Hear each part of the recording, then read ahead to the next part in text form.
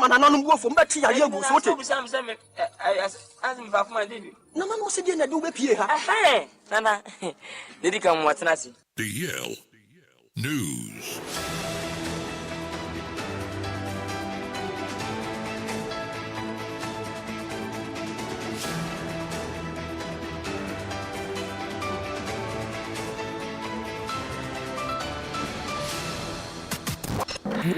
It's official. DLFM 106.9. Yamamo akwaba. Efi tu milikane show Facebook no so. DLFM 106.9 kase bono. Mfoni videos nya nam so benya bi ne watimi ahwe de ma yafe nso adwenkyere nso. Ye begye nyina kenkan wo Facebook no so ediamam. Yensha kase bona se enko pie mu wa santimantanum. Da nipa bia yesusu se wonom akromfo. Abodi ekowura sokoban krofom ahimfie eno wa santimantamu atumi akofa enkwadwa tuntuma na namahemfo etena so no ena afenso enima hodo a ewa ahimfie ene ho pemprade nyina da etimi edi edwane na yade a edumasa eye family members no akase ekirem se endrada omo ho no hu se nipa bi etwade ahia ahimfie ne ho afimpo de abrose yeso no momade etumi fra abrosa no ebi kwagina so ene bi gyenja nyina fom ejeban etoba ekirem se ene yeye yenko ye mo obi nko benkum obi nko nimfa evise mikeze da himfie ne de wonom etimi afanomum na de hye ne ekirem se omuyese nimpa na bomaden etimi ato e de wura himfie wonom akwakofa kodwa tuntum asa de adwane se srabasa wonom e de kokram na empanifo anasa ma mo hu de ese nyina ekirem se wo ha kwan nipa hodo fa so be wura fie wonom de a apa na ra ho pa mo ekirem se memman kantin wuram eba moden ekitetuo akode ena afrinso nkrante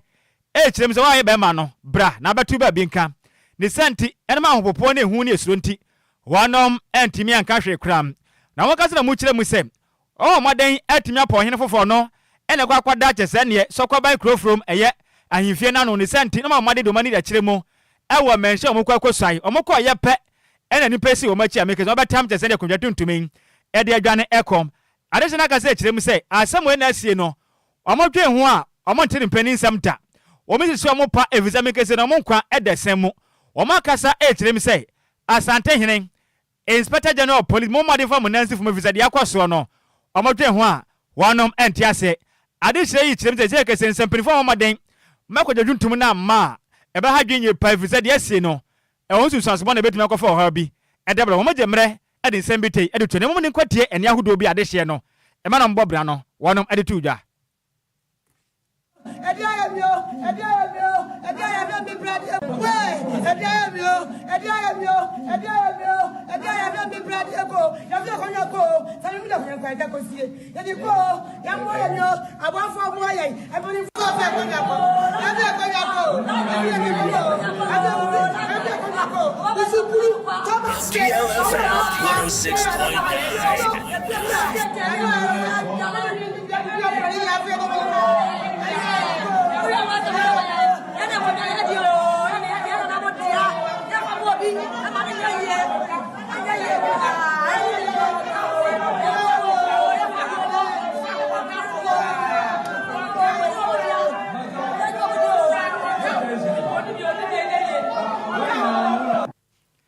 Enuachi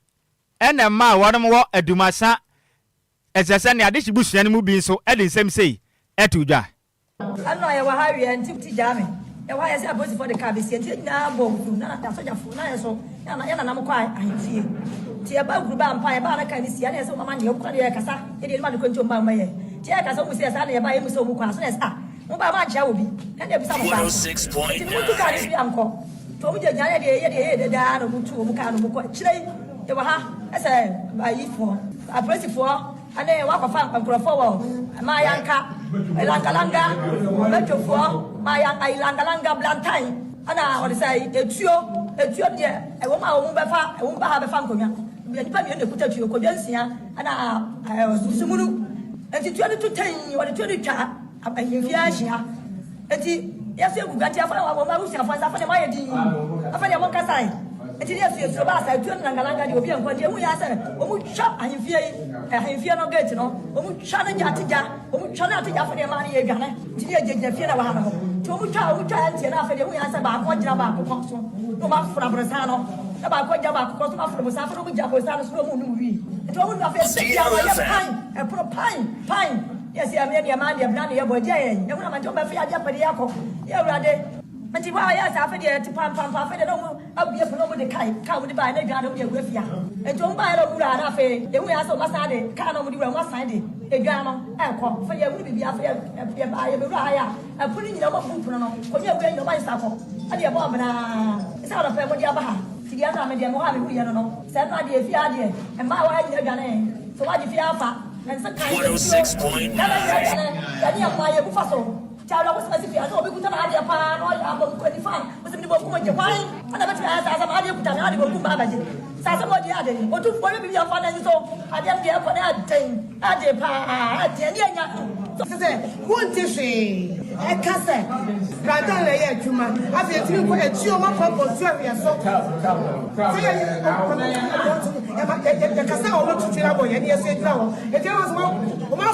DLFM 106.9.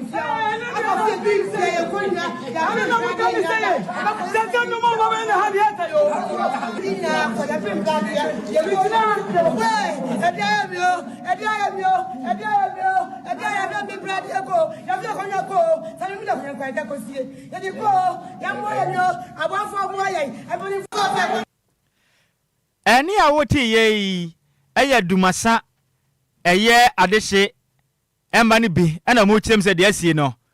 wo modwen ho a wonom entiase ekura na wo ba Facebook no so DLFM 106.9 ya de video na to so ntibra behwe bio sa ahimfie si honom na ya pa wa hene foforo se onkonko suae e wo manhia ahimfie no omoda mo ho a enipa bi afa akira batema konwa no e de sen enti wo hene no konwa ben so e na obetena siga Kwadwo na de akwaso okurom ha no ne mpani nsem na ene sei se Ghana na wase na ye tufiri mu Ghana nya de bio wo ya pa wo hene foforo kwa akosai e wo manhia otumfo atena ye omokọ ya omoda omo ho na omokọ aba ekwo foforo afra akira batam ekonwa tuntum na ohene betena so na de kọ sika akọ eka ho omode sen ho pempra ne ye no se oni pempra ne ye omode ne nyina so asan de kọ Ise ni pensura adi. Ene se ohene na akonwa ben so na obetena. Na je ma na fi akonya ni bi. Ana in fact me nan say krom ha dia. Ko fitera nwo fasi. Tumi awura himfi akofa akonya ohen betena. Anka ne na ka wutumi perform. Wo ho sunsanso o. Menim se se akura ya tem na yesi da mamle ne de. Awu se Ghana month so ye bosum ye di ya nimu ye. 6 March ye Ghana month. Enti ye bosum ye mamle ne ade. Timinim de enti ase ye tena ase na ne ma se kusu akoso adunu so azizuzu a ye nche obia problem ni o esia ye nche obia ade hye ne ye ntie omusu no kakra ano oden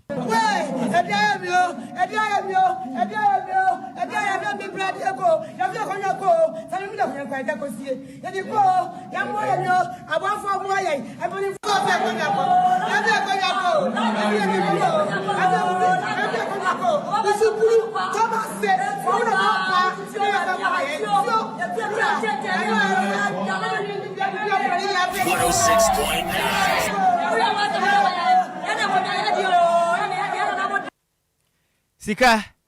yanko yanimu wae Yentu akasiebo ne so na osoafo a ono hwe oman Ghana ya pomudin ho nsem so ye kwabna minta kando e de nsem abetuja e kire se ya de aban no eye nhehye papa sane ebe ya eye nuboni omode fire border no eberu oman ni mu no betimi esi anokwan esanse nanse ya na BBC fo ye nhehwemu a kire se pharmaceutical company bia ne wo avio no ana omobo mode ade eye tapentado ene eye carisoprodo no eye nuboni omode fa eye border no edebo oman Ghana sanso na ye West African countries ebemben ye ne so no omutimi de ye numoni ekọ hono ma ehadwun ye papa nti kwabra minta kando kasa ewo ye mrahye bejefo na okyeremu se ade abai no ede joint task force any state security agency for ebeka bom no medi djuma ewo ye border hono ma chese FDA for narcotic control commission customs any Ghana revenue authority for na beka bom mbako gina border na no sane ebe ya nduboni no omutimi enfenra oman nu sanso na mo man hwehwemu kese pa akoso ewo ye dry store sane ebe ya omutimi ento induboni enfematimemufo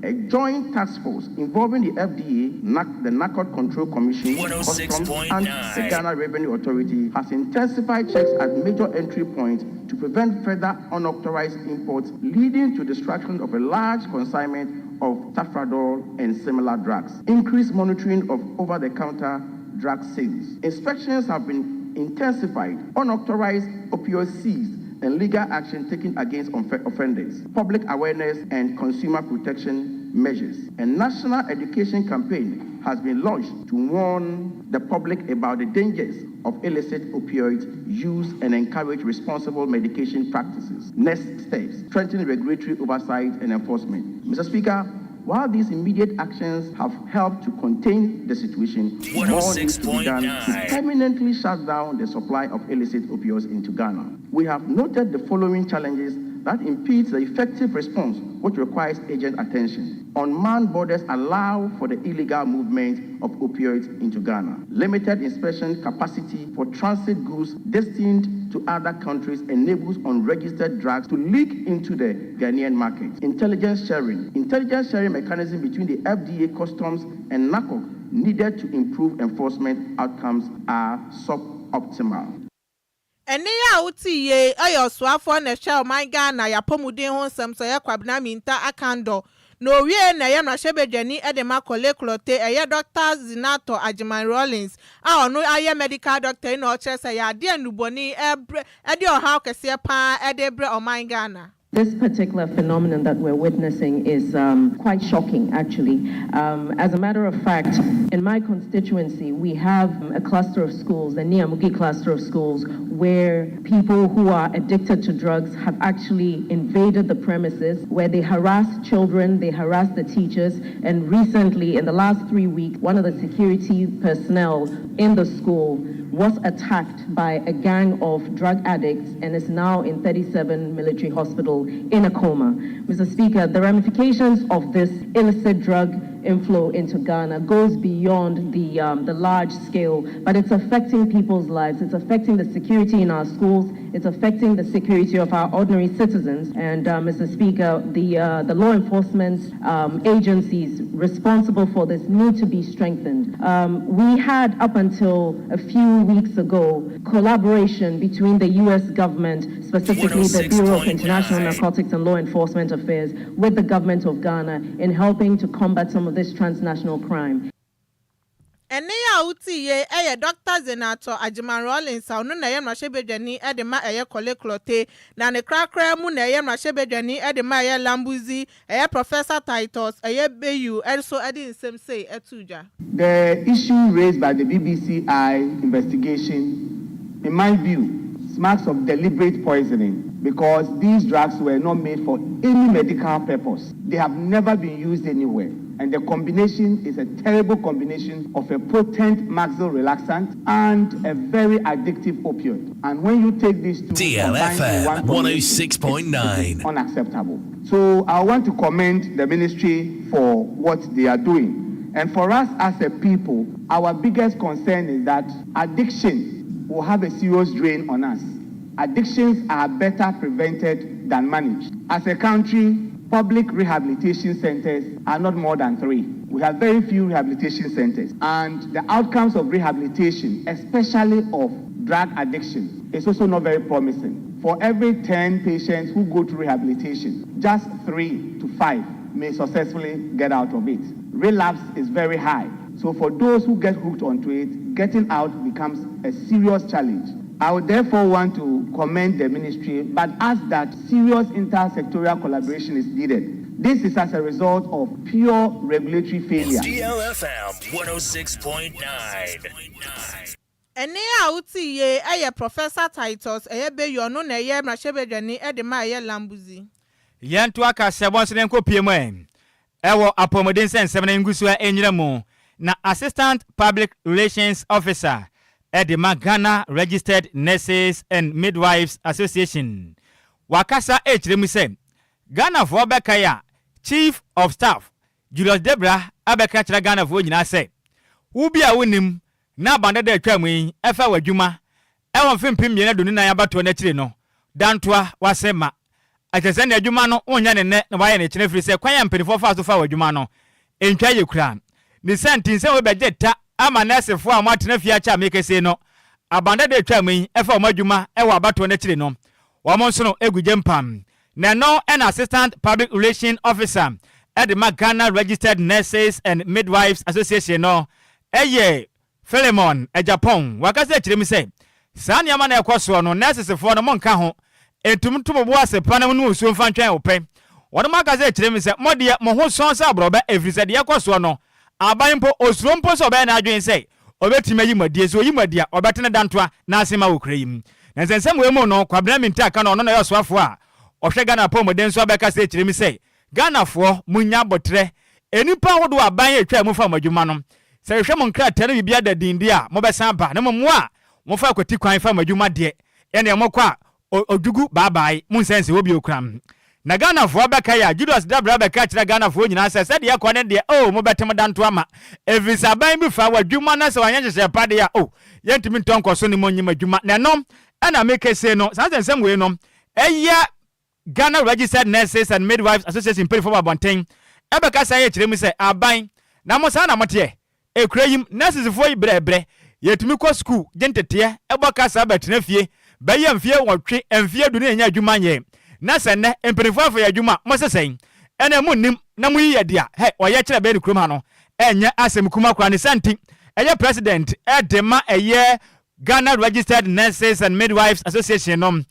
eye mame perpetua ofori ampofo wakasa kire mi se ontia se ne entia se chen sanse hodo na ekoso nurses fo de aban ompa ho asema yo mu firi mu sente sa pa no beka ho de akra mu mo be cha yempa sanse we mu no ena message a Japan akasa kire mi se nurses fo no monto mabo ase munya botra krefi sanse we ni de anya de a mo no ebi beka mo kra. The health sector recruitment, it emanates from clearance. If you don't have financial clearance, it means you have not been budgeted for, and the government doesn't have a provision for your salary. That is what has changed from the previous recruitment process. DLFM 106.9. And it takes a bit of time, like 6 months, 1 year before they are put on a payroll. At the moment you are giving financial clearance, it means you have been budgeted for. So 15,200, which we are aware of, have financial clearance. I don't know of any outside recruitment of the 15,000. There is no recruitment outside of that that we are aware of. I think we cautioned the government on their directive. We were giving them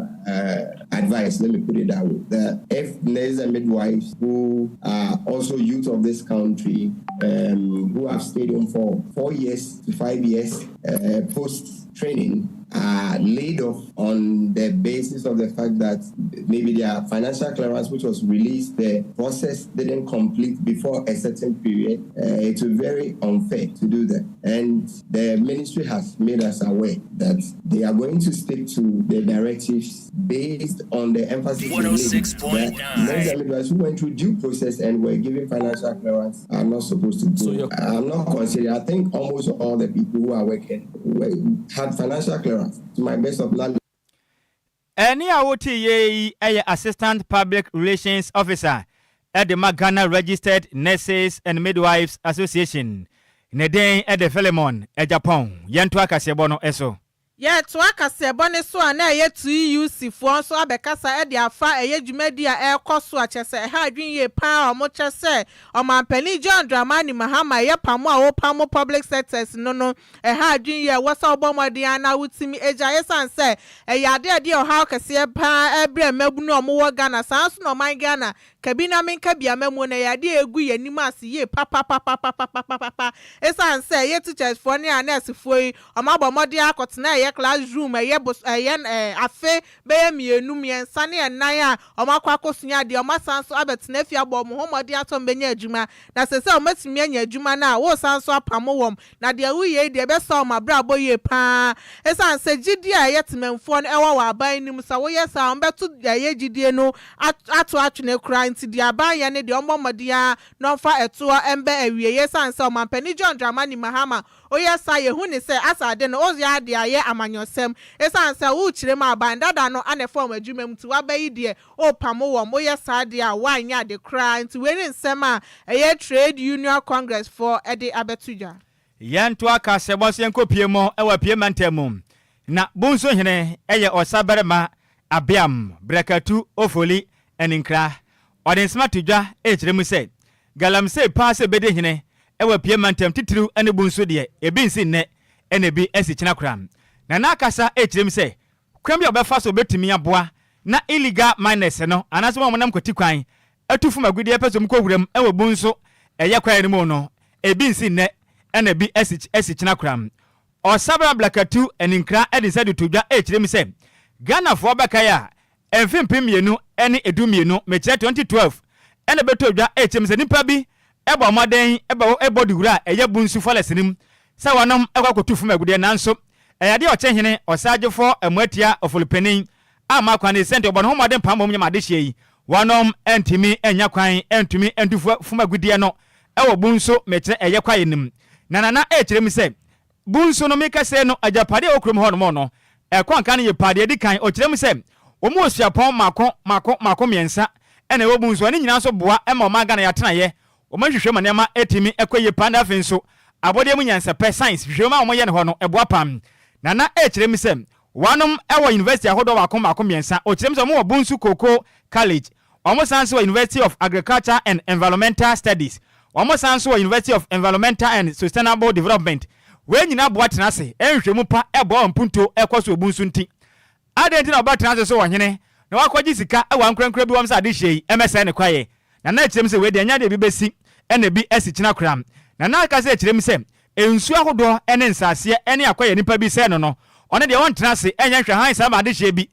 MSN na kwaye emamra suapon de wo no maboa mampuntu ekoso no entumi nse kra osaba ma abia mbrakatu ofori anim kra ga se ekyerem se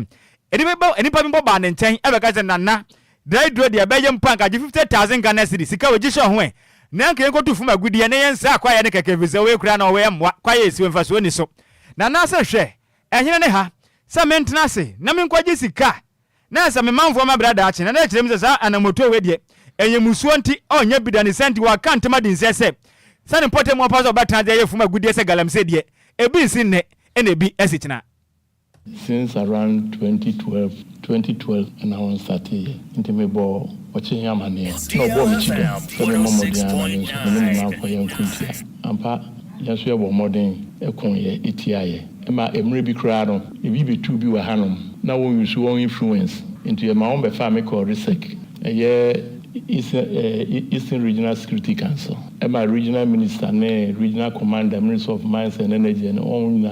Ebu Musa Ombe Rami, Nanka Majai. And so it's answer Ochihe or not a bomb tuber Michidomonti, Mamu, Mekoso, Ekon ATI, MRCM before penning for in Abemu Ebeboami. And so they say no, a Dumra, they say a Yayadin. They say the one bar was all your banaba, or he umpinio, Ebitu, as they say Meguswa, Mekutia. Indeed, they say, I know a year or china, and I'm not going to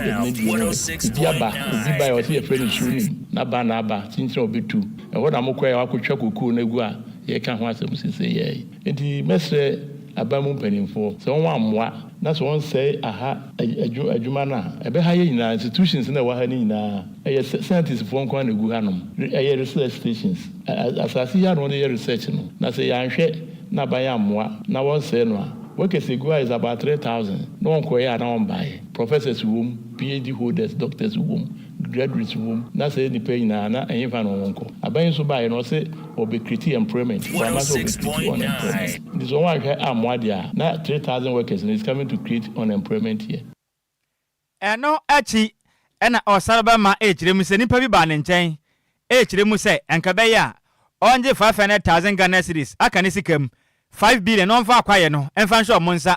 na wode mo kwase ho enkotufu magudie na hremu se so betena se na wadwen onu kuto na furu na wadidi amena na manfo ehuna manede aba we de enye twam kabia mebi nsi da na se wompene ne santi na de hye de na chi ba nyina na nanom empanifu ahodo e de omon kwa beto ho abeboa abekon de agya akwaye de ato ho a ade nti na onu kuto be ya du furu pani santi on tena se yansa afom so ne da obekoso agba akwaye ne ho ba se be ye bebo na nchirima so di akire no wono manya tena papa etimi atena honom be ohia onye adwuma eno na yeka say ohia nti onka no kre me nyame aboa me mo so mo adwuma kakra me ye le mo ha na so obi de 500,000 eba se mempene na menyi sika na mempene enso mampene ebi ba da bia discover kibi go field for example say aha your concession enso mampene ma want to go do no me catch you say your ma concession I know just be bia be do bia to go do no enti mampene enti me dey undumi mfasika sem emma emedada me oh ekwam ko ene mejetum because enchima no nti na me ko ama won ene ba bia medu manyi mayi abra bia metumi abobia maboy awi na se me giskai na ahas ensasi say ya enchima no so ba no be den adwuma yi egu a se wo 3000 workers ne wa ha ese mo se wo feed ni pa more than 10,000 na se adwuma yi egu a ni pa 10,000 e fa na on fa no wadidi galam say so on the bar ema akromfo ene am robbers ni adade ene ba akrum enam di kan no emrant ni yi won free nsamo mo pe straight ba bi etu galam say no on na eba eni a woti ye eye bunso hene osabarma abiam brakatu ofoli eninkra ena wote nenkan eno achi ena mebu na mo bunso so kire mu se nana ene moto a watwe ene mo papa ndo muta wachi kwa bia mo so befa so aboa na sa galam say ne bi nkoso e obunso mo so befa so na aboa e makwaye no wonom etimi akura so yepa National Division and our Cocoa College, and our Creek, research center. You have Cocoa and Tuncha, yes, our plant genetic IFN crops, also a research center, Kessia Wahasi. Yes, when you may deal with you may be high or ecoland, organic, as our chemicals, or the I'm saying, a call crabbing, a beham organic near Manomoyan. And I did this with a ecoland for so eco pack for and you may be bring there. I am a boss. It is a on Hill Train also Transcendent Research Center, never say, you know when you're bedding. Ufuna yo krum hanede ye galamse no yenso so because you see no galamse ne say en sa DLFM 106.9 ese no na bunso hine osarbal ma blaketu ofoli eninkra o hina won tuntosio ento fom fa na no mfa o se on prema galamse yentu obunso asase so enne ne yetuni kina nti sometimes okra some years ago no am discover ble no senka ebi obabon omotu a o se ka isika nko a obedi a obi obedi yo ye fem Penna Augustine ne medical kan say ohwe Eastern region bibia galamse gold we amatu ama chese abeto bunsu chese bunsu nkwa na ye a wagye atum se gold ye ntu no but on person fa kotikwan bia so fumbetu aye na ye hia so de nurse form a youth ya tanechi ye wiemu anopam wo ye tanechi se galamse ni de enya de abeboa bunsu man ana beboa youth no so future so eni a wote mebu na wanom wo bunsu e wo pie manta mo chirem se galamse no motana nachi omompere ne ena wonom apene chena amani boyi yensem treni konti hino obo ena ede ebedan ye dan ye ho akwaje abofo nkrato ye ba ye beto aso ede amamo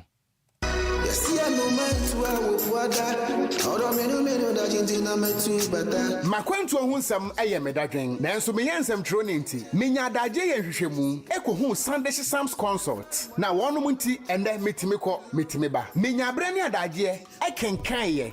investigations about womo ana mehu se wo apply for visa assistance a enfeli efri se wonom ewo track records madansi die nie ma menintrel Sunday Sam's consult edi Britia webi ebeje wo visa amount se wo ko United Kingdom, Canada, Dubai, Poland, Croatia, na Afekradie, Serbia, any Greece nso abeka ho a work permit etechiri. Ma menchira wo mo echiri kwan. Sunday Sam's consult ewo Ofanko barrier, Asofan, our Bay Wise Park Hotel, ewo Asofan New Station honomo a. Phone number 0244291546. Email address nso samuelowusu626@gmail.com. Yeti ehudi enti, we connect dreams with opportunities. Emanenye wadwendwen, frɛ wonom na nso bedi adanse media. Yamamu akwaba afi yenko Facebook no so ni yanken kan madwenkyere ni be emfama mo we efri kofi parliament ena wo kire mu se o man ba mu ne yatie okutia pro na kankan a wanya asem wan kwantia nso a wanya asem ye Ghana aden odi free aguna bobikuma apa kofi yenso ya da se pa we nso fi Pedro ra na wo kire mu se kasebonde eye best news pa na wo hwe live AD free eye Indianapolis Kumasi Tano so Kesman Johnson yenso ya da se delicate and wo kire mi se ohwe live AD free Nkurakan. Good afternoon yenso ya da se good afternoon e be senior but Smith and wo kire mi se good afternoon Kwadwo, how are you doing? Oh senior ekwaye pa na wo se kase bono emu adapa no ohwe live AD free Watford ewo UK ya da se Hansin do no kire mi se good afternoon to you Sammy B NFE Adwoa Agyei Sikapa se oda ya se pana dwumade ayepo na kase bono ohwe live AD free Atomic Hotel dansoma no chim senche kese enkoma Mr Charles Mante all the way out US mountain so pa ni senti ochia ne yepa yenso ya das pa Hansen de odwena Ghana ni ye gina we na kasebo ne de nyina de asi kasebo no musemufo ye maze mebe entwene se mu ede ema ye komite de ekopie mu e wo Facebook no so akenkanfo nso ye yemie no edi amege so eye takwado Kwadwo krom tobe wo de hye konkron Nhyiraba Kwadwo Sammy bi mene Adwoa Agyei Sikapa. Yes, so Emma na Adwoa Siriki na oba betena se na oba de wa wonim enkomode radio mu yansa ntoa kwaso na fude na kwaso na DLFM 106 pone mamu nyina mu enitia adehye midimafo